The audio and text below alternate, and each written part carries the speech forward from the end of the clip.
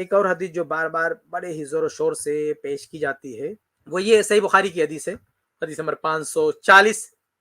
انس بن مالک رضی اللہ تعالیٰ عنہ سے مروی ہے، کہتے ہیں کہ ان رسول اللہ صلی اللہ علیہ وسلم خرج حین زاغت الشمس فصلی الظہر فقام علی المنبر، کہ اللہ کے نبی صلی اللہ علیہ وسلم نے ظہر کی نماز پڑھی، ممبر پر کھڑے ہوئے، فذکر الساعۃ، قیامت کا ذکر کیا، فذکر ان فیہا امورا عظاما، بہت ساری چیزوں کا ذکر کیا کہ قیامت ہوگی، یہ ہوگا وہ ہوگا،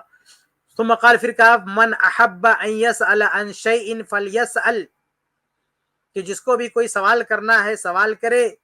فلا تسألونی عن شيء الا اخبرتکم، تم لوگ جو بھی سوال کرو گے میں تمہیں بتا دوں گا، یہ حدیث ہے صحیح بخاری کی۔ اب اس میں یہ جو بات ہے نا کہ اللہ کے نبی صلی اللہ علیہ وسلم کھڑے ہوئے قیامت کا ذکر کیا، قیامت کا ذکر کیا، قیامت سے متعلق بہت ساری چیزیں بتائیں، اور کہا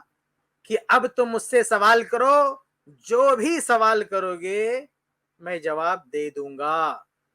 جو بھی سوال کرو گے میں اس کا جواب دوں گا۔ اب اس سے کچھ لوگ کہتے ہیں کہ دیکھو اللہ کے نبی صلی اللہ علیہ وسلم کے پاس علم غیب تھا، کیونکہ آپ نے پورے طور سے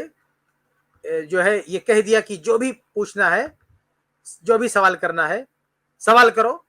جو بھی سوال کرو گے میں اس کا جواب دوں گا۔ تو یاد رہے اللہ کے نبی صلی اللہ علیہ وسلم نے اسی حدیث میں کہا کہ ما دمت فی مقامی ھذا، یہ حصہ نظر انداز کرتے ہیں، اس حدیث کا یہ حصہ، یہ ٹکڑا بہت اہم ہے، کیا ما دمت فی مقامی ھذا، یہ صحیح بخاری حدیث نمبر 540، ما دمت فی مقامی ھذا، اللہ کے نبی صلی اللہ علیہ وسلم نے کہا کہ جب تک میں اس جگہ ہوں، یعنی منبر پر ہوں،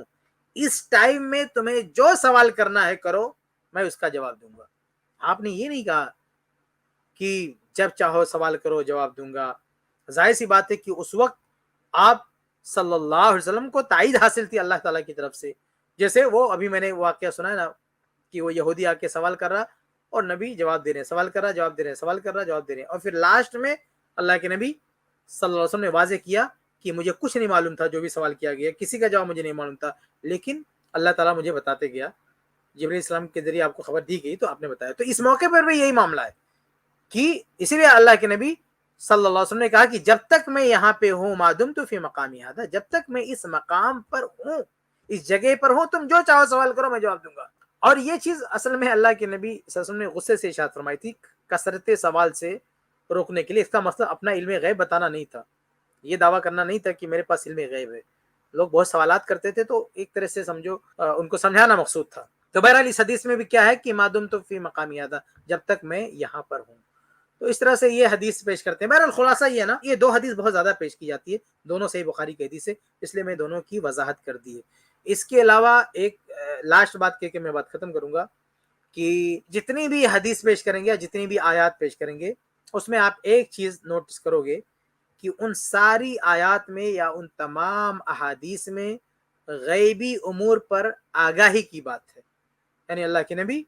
صلی اللہ علیہ وسلم غیبی معاملے پر آگاہ ہوئے، ہمیں بتایا،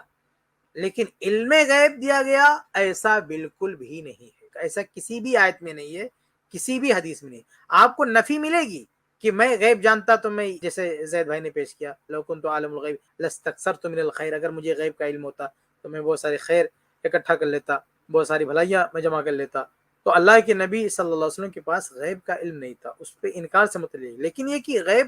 دیا گیا ایسی کوئی آیت نہیں، کوئی حدیث ہے ہی نہیں۔ جو آیتیں ہیں، جو حدیثیں ہیں، وہ امور غیب پر آگاہی سے متعلق ہے، اس سے ہمیں انکار ہی نہیں ہے۔